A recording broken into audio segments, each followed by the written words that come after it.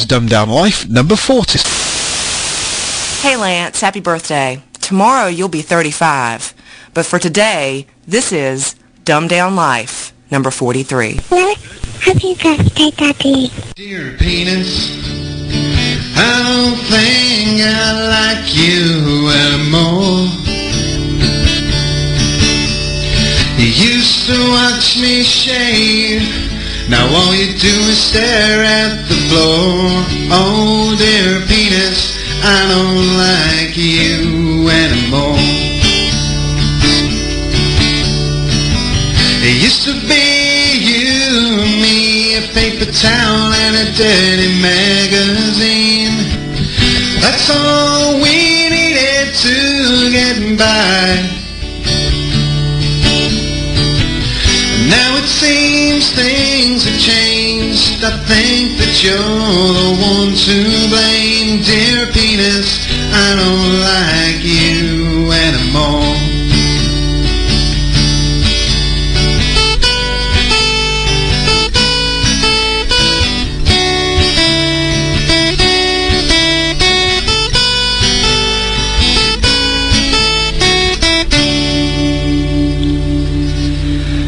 Dear buddy, I don't think I like you anymore. 'Cause when you get to drinking, you put me places I've never been before. Dear buddy, I don't like you anymore.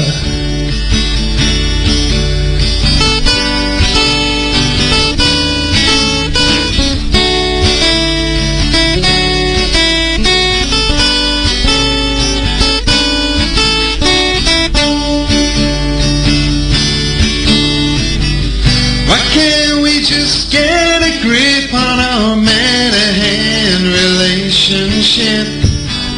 Come to terms with truly how we feel. If we put our heads together, we just stay home forever. Dear penis, I think I like you after all. Oh, and buddy, while you're shaving, shave my balls. Happy birthday to you. You live in a zoo. You look like a monkey, and you smell like one too. Happy birthday, Lance. Happy birthday. Woohoo, Lance. Happy birthday. Happy birthday, Lance. Happy birthday to you. Happy birthday to you. Happy birthday, dear Lance. Happy birthday to you. Happy birthday, Lance. Right. Hello. Hello. That wasn't quite the introduction you were expecting, was it? No. Thanks, guys. Well, just in case you didn't work that out, there was an introduction there from Bobbi. There was Bobbi and Doug singing Happy Birthday. There was me saying Happy Birthday. There was a brief introduction, or brief Happy Birthday Daddy from Aribeth. Happy Birthday from Sam and from Barbara. And I think I covered everything, didn't I? I think so. I think so. That sounds about right. That was fantastic. I'll send the individual files separately because some of them will sound better on their own than they did as part of the big mashup. Yeah, thank you. You're welcome. So Lance, am I right? You're 35 tomorrow? I am, yeah. I'm after tomorrow, I'm closer to 40 than I am 30. It's amazing, you know. It seems like only yesterday you were 34. Well, technically speaking, he still is, but... I still am 34, thank you very much. Yeah, that's it. Go on, guys. Shoot down the joke that I lined up twice.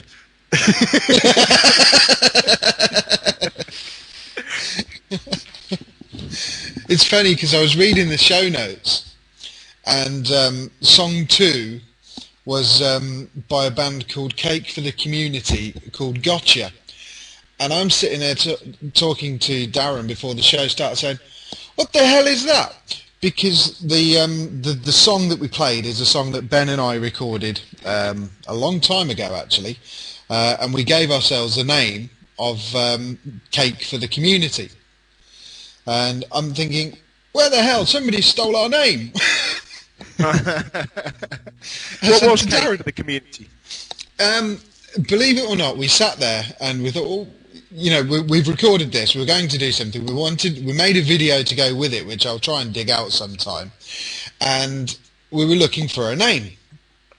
So we literally opened a book, and I think it was a Harry Potter book, and looked at a phrase, and the phrase was Cake for the Community. And we thought, fuck it, that'll do. Well, no, I actually had to record that from the video because I don't know how I ended up with it, but I've ended up with it on my machine. You've got the video? I've got the video, yeah. That's where I got the name from.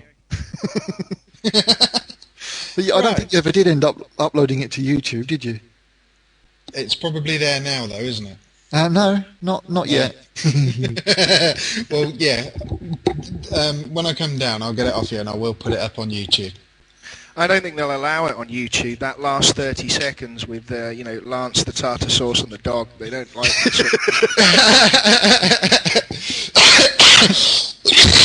Don't do that when I've got a lung full of smoke. That hurts. I bet you thought I genuinely had forgotten when I asked you the other day when your birthday was. I did, actually, yeah.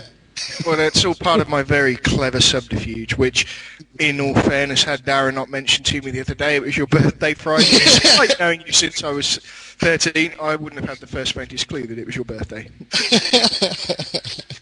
Yes, well, thank you very much. This does, however, set a precedence, and so for each birthday that comes round now, we have to have some kind of an introduction. Not that it'll be a surprise anymore, though. That's the only problem.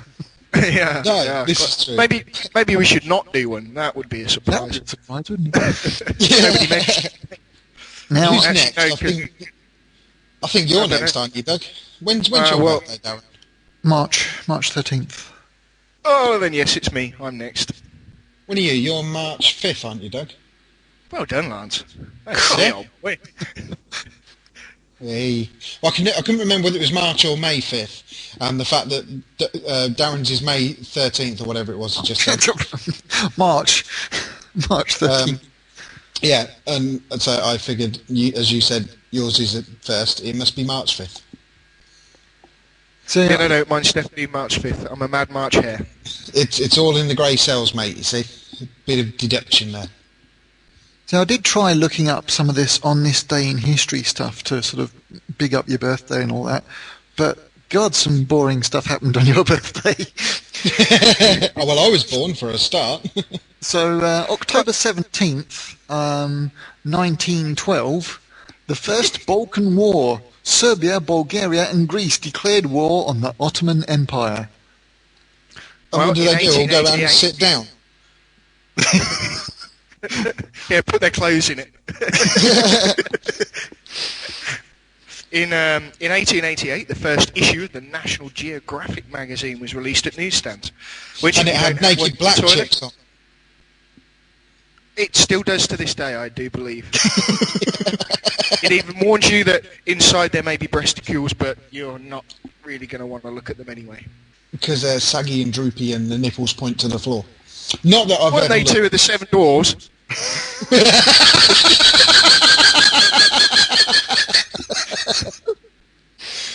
Saggy and droopy were never the same again after they discovered Viagra.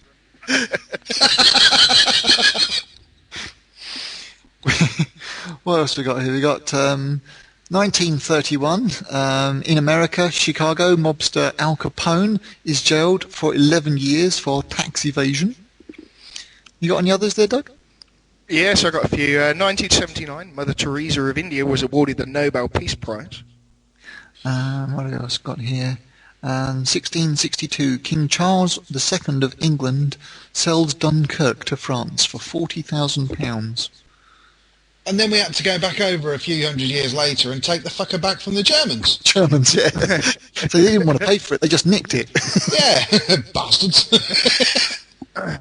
And as you're a musical guy, Lance, or so rumour has it, Some musical ones for you. Let me see. 1960, Billboard reported that Dion and the Belmonts were breaking up.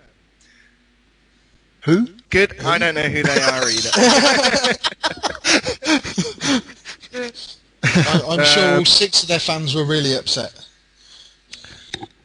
Let me see. 1979, Tusk, the 2 record set by Fleetwood Mac, was released by Warner Brothers, which is a great album if nobody's heard it. Excellent. I didn't know that. In 1995, in London, Sting's former financial advisor was sentenced to 6 years in prison after being convicted of stealing $9.4 million from the musician. Oh. Which he didn't even know had been stolen. Because he's got so much fucking money. No, seriously, he didn't notice it was missing. I would think, though, he wouldn't know how much he's got if somebody was... No. How much money have you got? I don't know. Ask my bank account. Ask my manager who's been stealing it all. It does raise a sort of question when you've got that sort of money. You've really got to trust your finance guy, haven't you? Absolutely. Oh, yes. Here's another one for you. 1977, Street Survivors was released by Lynyrd Skynyrd. 3 days later, vocalist Ronnie Van Sant, guitarist Steve Gaines, Cassie Gaines, Steve's sister, and road manager Dean Kilpatrick were killed when their plane crashed in Galesburg, Missouri. Or is that Mississippi? That could well be Mississippi. I'm still learning the 2-letter things for America. The other 4 members of the band were seriously injured but survived the crash. Thanks for telling me that 2 weeks before I'm due to fly over to see you. Right, you're perfectly safe, Lance. These are a bunch of rednecks who forgot to fill up the plane. They crashed because they ran out of fuel. Oh, ouch. Fair enough. You can just see them up there, can't you? The pilot tapping the dial and glancing back, seeing if anyone's noticing him, and then, guys, you know you said, did we need fuel? And I said, no, we're all right.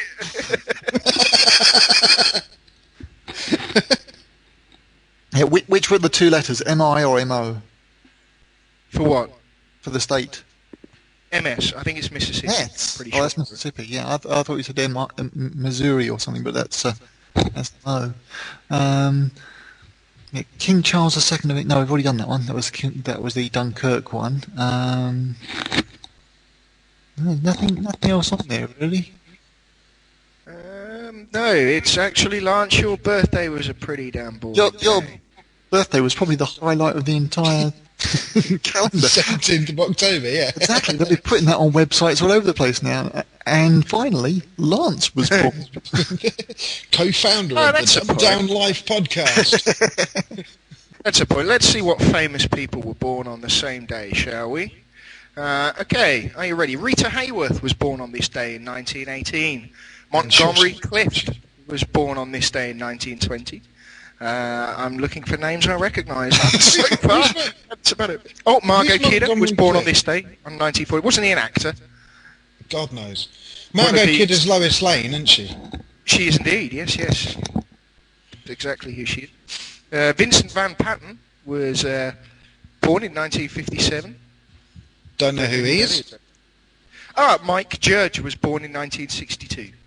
Mike Judge. Beavis and Butthead? That's the fella. And on this day, in 1968, Ziggy Marley was born. Didn't know that. No. Other than that, I have to be honest, the people Arthur Miller, maybe. I know Arthur Miller, 1915. Julie Adams. Oh, there you go, 1926.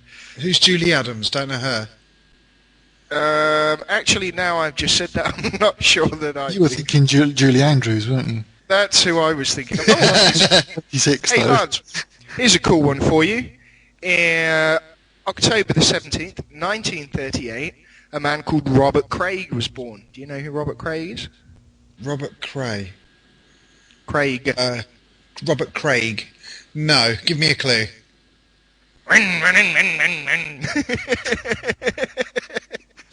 That's the best thing. Something to do with motorbikes, I reckon.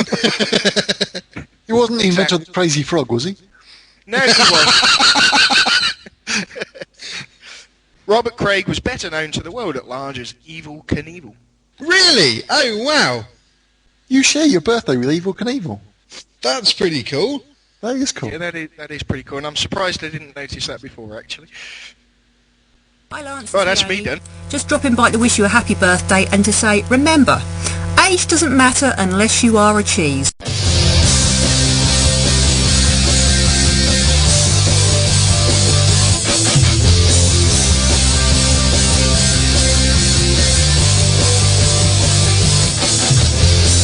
We're no strangers to love. You know the rules, and so do I. I feel commitment's falling, thinking of.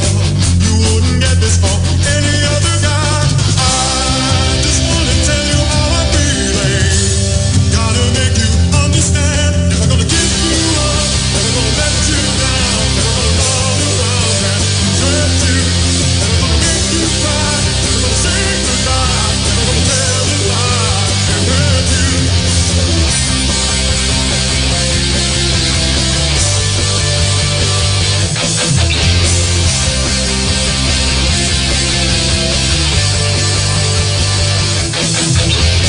We've known each other for so long. Your heart's been aching, but you're too shy to say it. Inside we both know what's been going on. We know the game and we're gonna play it. And if you ask me how I'm feeling, don't tell me you're too blind to see. Never gonna give you up, never gonna let you down, never gonna run around and desert you. Never gonna make you cry, never gonna say goodbye, never gonna tell a lie and hurt you.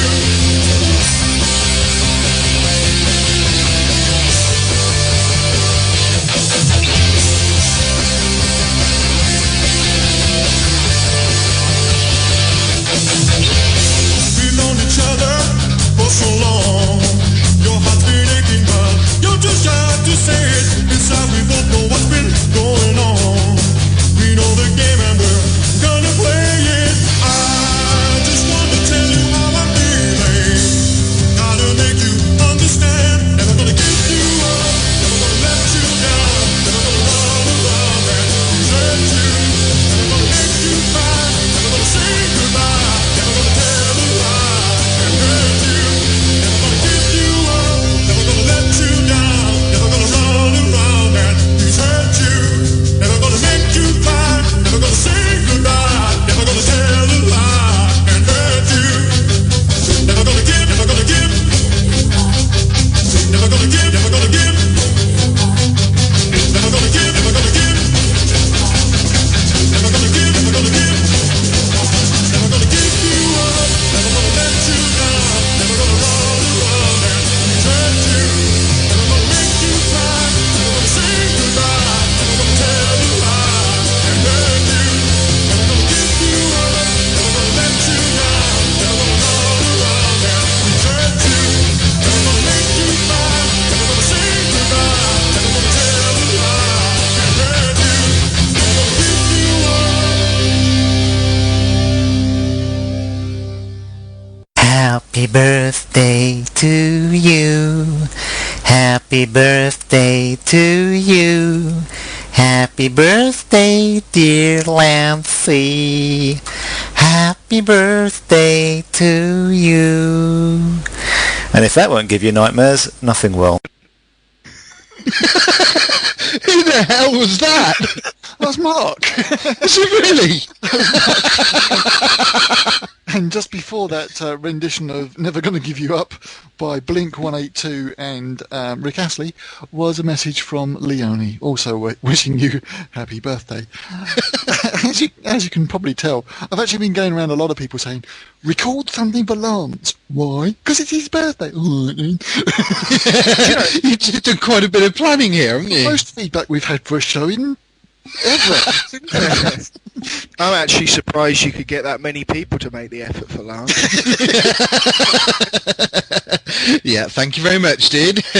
Lance, who's Lance? You know, the other one that does the podcast. What podcast? Oh, you mean What, the one that's never missed a show? Until last week. Damn it. I can't use that anymore, can I? You can't use that anymore, no. No, sir. Right, your turn, Mr. Goodman. Right, yeah, because these show notes are completely screwed now, aren't they? Because yeah. they're in no particular order whatsoever. Okay. That was all part of the ruse. Pardon. The ruse. Yeah, you know. Right. Apologies to those of you who are currently wearing earphones, listening to us on an iPod, and just got your brains coughed out. I got to quit smoking, I tell you. Quit coughing into the microphone is what you got to do. Coughing all you, sorry, carry on smoking all you like, but when you want to cough... But you guys keep making me laugh while I've got a lung full of smoke. Anyway, I was reading a bit today about Neil Hefti. He's the composer of the original Batman theme, which I was going to send you and fell asleep. Didn't send it, but it's the Batman, that theme. He's died at the age of 85, and we've all been watching True Blood, something Doug mentioned the other week, and we've all said how good that theme music is, and it got me to thinking about movies and TVs with theme music that is just as famous, if not more famous, than the show itself. Now, I suspect there's a lot of people never seen the 1960s Adam West Batman, but will have heard the theme music. Do you think I'd absolutely. be... Yeah? Yeah, absolutely. And there's other sort of theme musics within film and TV that sort of stand on their own, aside from the film. One that comes to mind immediately is the theme tune to Lost. I have a better one than that. Here we go, look, right? 2 notes, and I guarantee you'll get it. Ready? Go on. Dun, dun, dun. Jaws. There you go. 2 notes. You know what it is. Isn't the theme tune to Lost just one note, isn't it? I think it is, yeah. Not even a note, is it? It's more of a sound effect. It's an ambience, isn't it? But I was talking to Doug earlier, and one of the ones for me, the 20th Century Fox fanfare can only be followed by one piece of music. Now, it's been played in front of hundreds of films, but every time you hear it, you're expecting one piece of music to come out after it. Itsy bitsy teeny weeny yellow polka dot bikini. That's exactly what I'm thinking. See, everybody knows it. You see? Has to be the Star Wars theme, doesn't it? And the thing is, the latest Star Wars film doesn't have it because it's released by Warner Brothers. Yeah. So it doesn't start with the drum roll, and it doesn't start with the music. And I've complained about this before, but it's very strange. And it doesn't feel like Star Wars. No. I'll have a word with them for you. I own quite a lot of shares in Warner. Doesn't Bobbi work for them? She does, yes. Yeah, thought she did. Yeah, have a word, dude. Yeah, that shit. Have a word. But actually, now, I mean, you talk about the Star Wars theme, and of course I mentioned Jaws, and the thing that combines both of those, of course, is his name's just gone straight out of my head. John Williams. John Williams, thank you. John Williams, who probably is more prolific than anybody else for writing famous movie themes. Well, there's the other one, isn't it? Indiana Jones. Dun, dun, dun, dun, dun, dun, dun, dun, dun, dun. Dun, dun, dun, dun, dun. And there's us thinking this shit was boring without the music. We didn't have to download it. What are you talking about? But that's John Williams as well. So, I mean, obviously, the guy has a small amount of talent for writing a catchy hook. Didn't he also do the theme for the Harry Potter series? I don't know. He might have done. I'd say what I think he did do, though, was the theme tune to Close Encounters of the Third Kind. Now, whether he actually wrote the I'm not sure, but I think he wrote the music for the film. But I think you might be right, because he does do most things for Spielberg, doesn't he? What are you laughing at? Just Doug's impersonation of the spaceship. Darren, did you really just say impersonation? Impersonation. For breath here. See, I'm not coughing my lungs up. I'm just. But there's also TV shows like Grange Hill. Everybody... yeah, everybody knows the Grange Hill theme. Well, those of us who know what Grange Hill is, of course, Bobby might struggle with that one. Yes, well, obviously they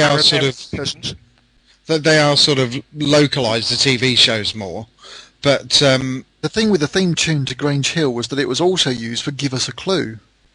Yes, it was. So, that always used to bug me when you'd hear two programs that have got the same theme tune. Think, can't they even be bothered to find their own theme tune?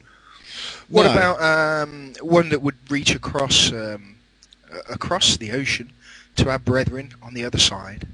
The A-Team? Thank you, that's it. You know, again, I went to say it and it went out of my head. And yet again, one of you two came and dug my ass out of a really big hole. Yeah, the A-Team, which I can't remember how it goes now.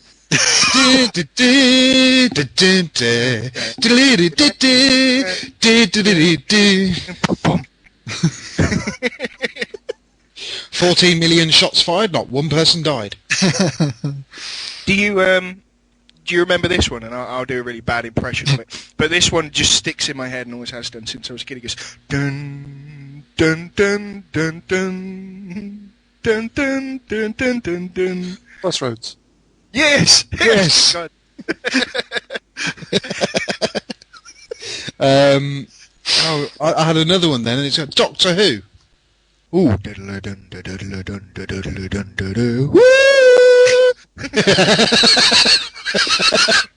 Oh God, we could fill a whole show of this. A lot of these mentioning here, though, the shows were pretty memorable, especially the Doctor Who's pretty memorable. Yeah, they were. Crossroads, I can't remember a single episode, though, mind you. That was actually filmed out in just the other side of Northampton.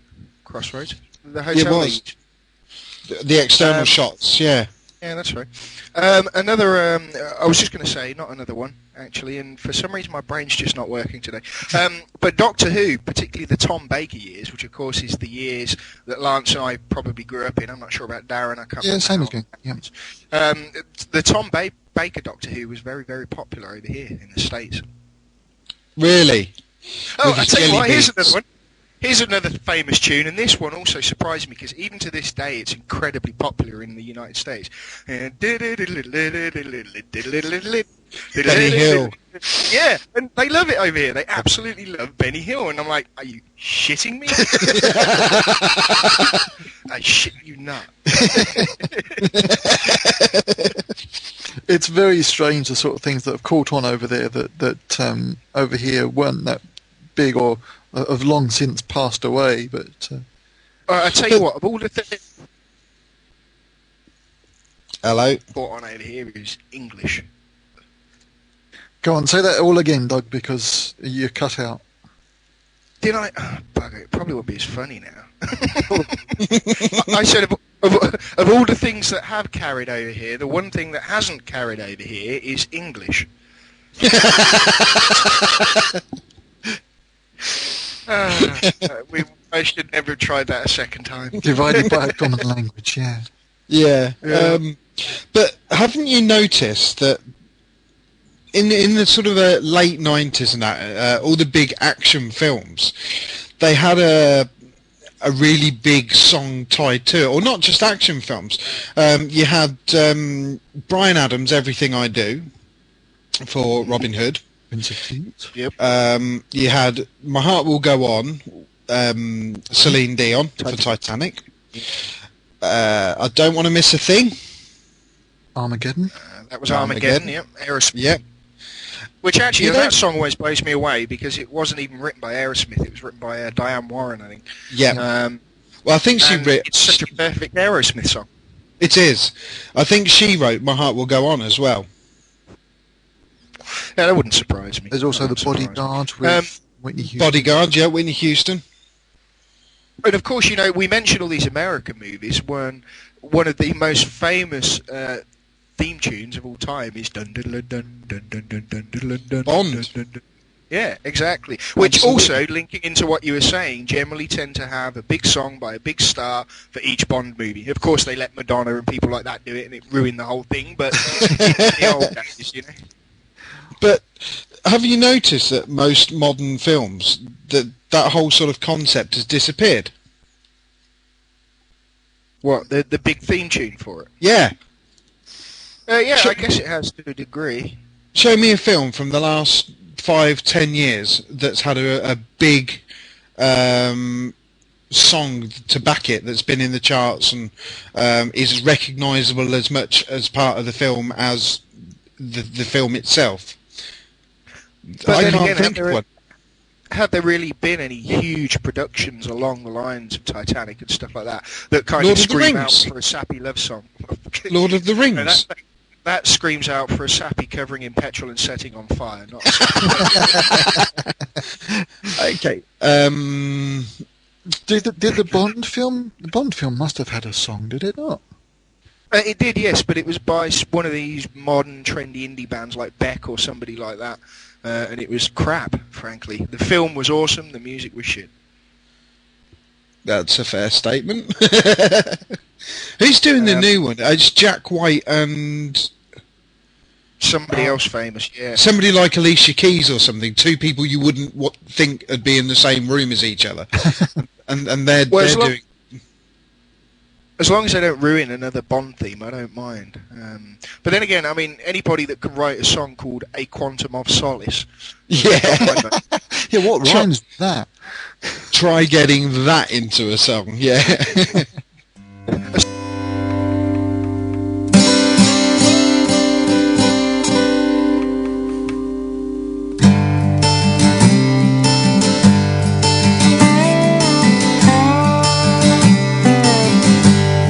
My 35th birthday, I got no plans today, 'cause it fell on a Monday. I guess I'm lucky that way. So I'm calling in sick.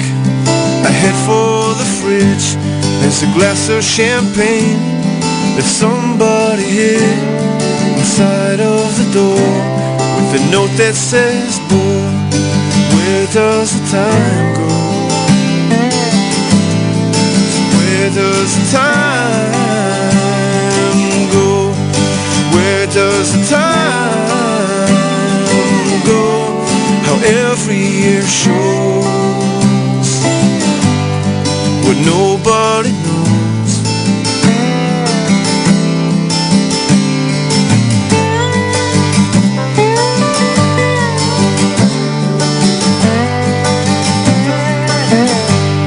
My 35th birthday,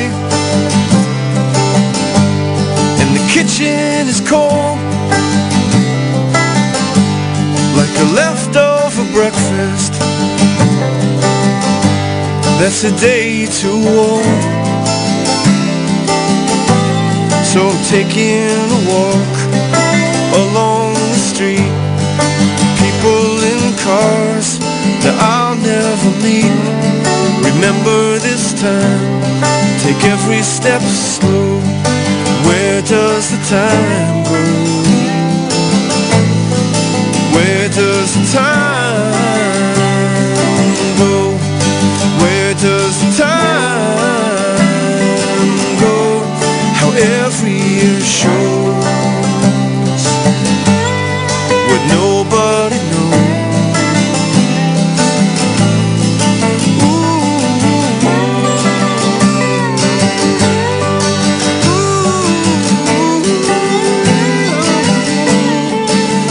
Does the time go when nobody knows? That was Chris Trapper with 35th birthday.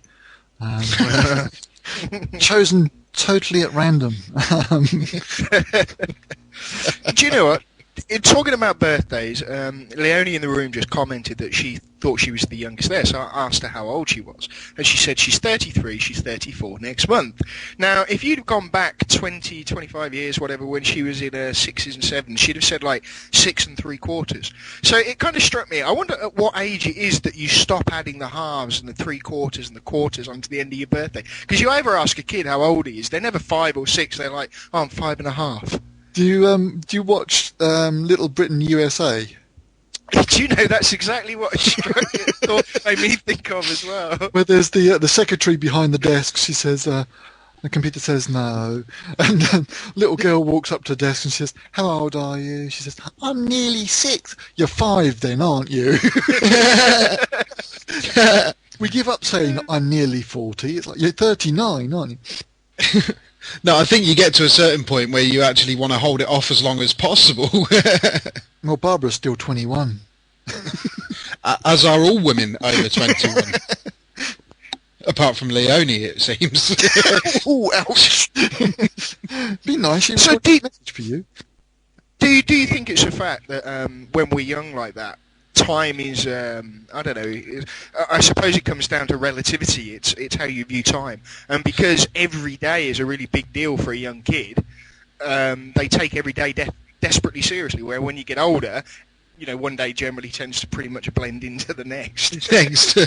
Yeah, I mean, when you have kids, you start off and say, oh, they're like 3 days old, and oh, then they're a week, and then they're sort of 10 days old, then they're 2 weeks, then they're 3 weeks, then they're a month, and it just keeps sort of building on that. And I don't know, I guess the kids probably pick up on that. Do you know, I love that when parents say to me, like, do you know, my kid, he's 6 weeks and 3 days old today. I'm like, what we fucking do? I'm 35, I win. But you do, and you almost don't know you're doing it, but you do it. You do it. Yes, I know. I've been around a lot of parents with kids and seen every agonising thing that their child learns to do, you know. And it's like, yay. Look, my kid's walking. It's like, yeah, so 3.5 billion other people. You are the most kid-friendly person in the world, aren't you, Doug? It's just... I guess it's kind of like, you know, I don't know, if I learn to play a new song, I'll play it for my wife, and she listens, she's interested, but she doesn't get as excited about it as I do. And I think it's the same with parents and kids. They're like, oh, you know, Johnny said his first word today. I'm like, yay. Let's string another few thousand, then I'll be impressed. Yeah, exactly. Bring it back when he's 15 and we can talk about Marxism. I think it's something to do with, look, my baby works. There's nothing wrong with it.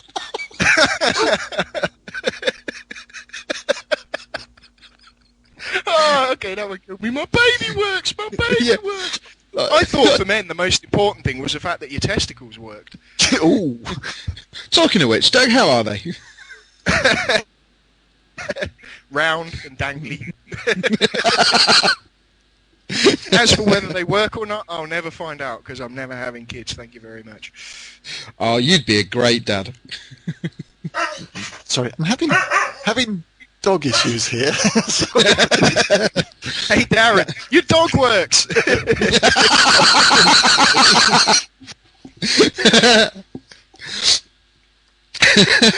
Lance, do you have the contact details there, sir?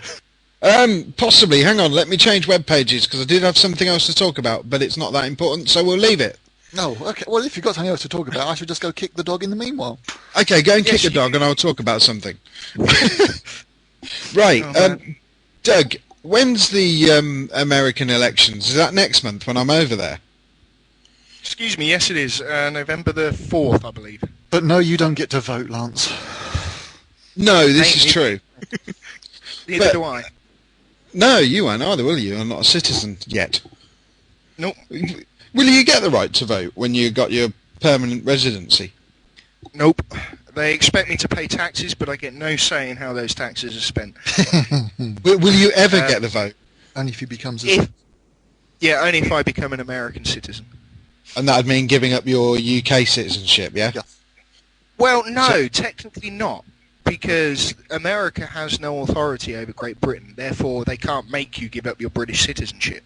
What they do is when you take your citizenship, they make you swear allegiance to the United States and its flag and so on and so forth. But I discussed this with my lawyer the other week, actually, and the way she explained it is because they don't have authority. Obviously, you know, Britain belongs to the Queen. Hello, has done for a long time. The Americans can't say, you have to give up British citizenship. But surely can't they deny you having American citizenship unless you give up your British one? Theoretically, I suppose it could, but how do you give up British citizenship? You write to the Queen and say, Dear Queenie, after 35 years, Fuck I'm off. a subject. Shove it up your ass. I was under yeah, the impression that the only way that you could get dual nationality was if you are an American and you take British nationality. I don't think, unless things have changed, that you can do it the other way around. Well, you can't, but the simple matter of the fact is they still can't make you give up the British citizenship, and they don't require it for you to get an American citizenship. In other words, they don't require, because otherwise, until your American citizenship went through, you wouldn't have a citizenship. What you have to do is swear allegiance to the United States, and in doing so, it's sort of conferred that you're giving up your other citizenship. As for being born dual nationalities and whatnot, the lawyer again that I was talking to actually holds 3 citizenships because her parents are from 2 different countries, and then she moved to America before she was 6 months old, and because they did it before she was 6 months old, she could have the 3 different citizenships. Ah, interesting. There's also, you can go back as far as like your grandparents and the fact that they were born in different countries. You can use their citizenship, I believe. Yeah, I'm Irish American. Oh, yeah, I was going to say, then you start getting into all the bullshit that Americans love to talk about being Irish American. You know, you just sit down with them and say, really, well, I'm Nordic, French, Germanic, Roman, Scots, Celt, English. A little bit of Welsh in there, but we don't talk about that. Yeah, we don't let that one leak. Oh, God. But that's not what I wanted to talk about. Anyway. Talking about the elections, yeah, all of the candidates through all of their big rallies that they hold and that, they're always backed by music. Famously over here, the Labour Party used The Only Way Is Up.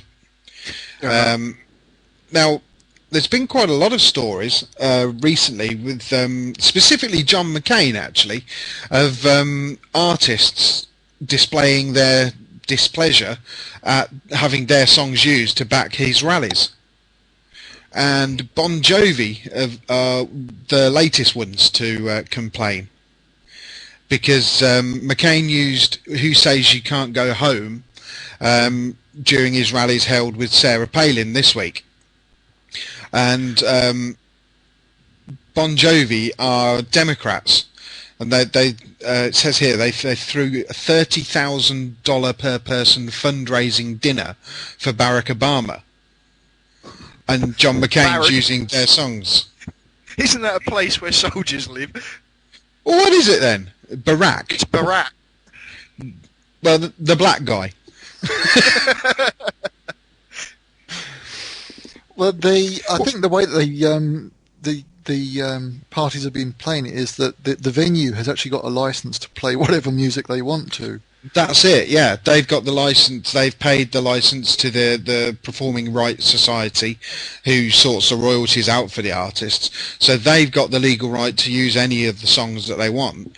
So any candidate can walk in and say, "Oh, we like that song. We'll use that."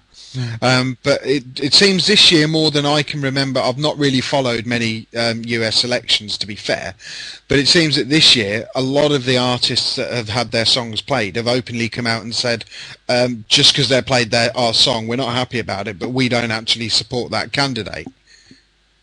Yeah, that's because John McCain is a dick.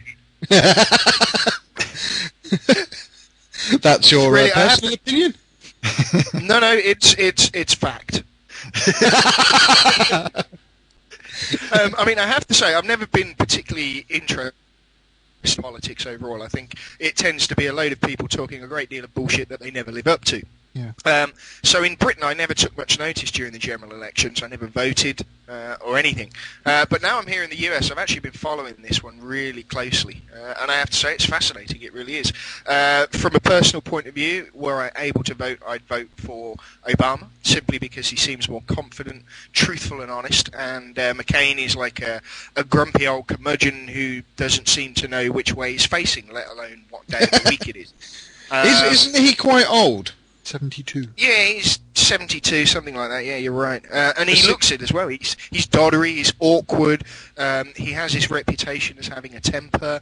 And quite frankly, it would just scare me having a man who seems that lacking in marbles running the country. But that said, I mean, we've had it back in Britain, so... Hang on. You're worried about a guy with not many marbles running the biggest country in the world.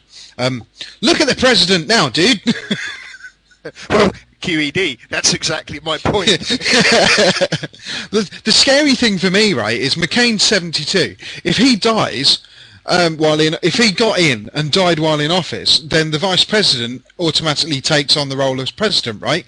That means the Mad Moose Hunter is going to be the president. That's right, the Queen Nut from Alaska, Sarah. That's really scary. Well, it's actually interesting because it's putting off a lot of people over here. A lot of people are scared about that. They're thinking, well, okay, I don't mind John McCain, but I'm not going to vote for him because I don't want Sarah Palin as president when he drops dead in 6 months, which he constantly looks like he's going to do, Yeah, I mean, it seemed to be like a bit of a masterstroke having Palin as the running mate, because she's like the soccer mom, the power woman coming in and doing. But she seems to be doing more harm than good at the minute because she's just fucking nuts. There's also actually sorry, I was just going to say, in reality, I'm not sure how it was portrayed over there, but over here, in reality, him bringing in Sarah Palin was a terrible mistake. The reason it's believed that he did it was because, of course, Hillary Clinton lost the Democratic nomination. So John McCain decided to hire in Sarah Palin as his VP running mate, purely as a rather sad and lame attempt to win the female vote overs from Clinton supporters. And it kind of backfired on him, really. Everybody saw it for what it was.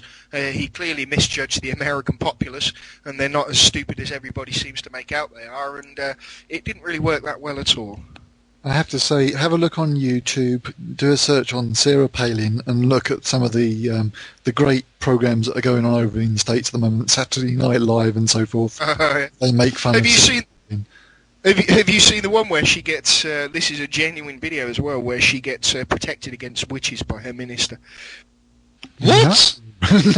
Seriously, look it up. Look up Sarah Palin and witches, and you'll see it. And it's a minister, and he's blessing her against evils and protecting her from witches. Although, having said that, from a political point of view, I wouldn't want Sarah Palin in government. That said, I'd do her, because she's pretty attractive, let's be honest. I don't really find that attractive. See, I can she's hot for a politician, but there'd be plenty of people in the queue before her. Queue? You reckon you'd have John McCain, sure. That's sort of wishful thinking to have a queue, I'll admit.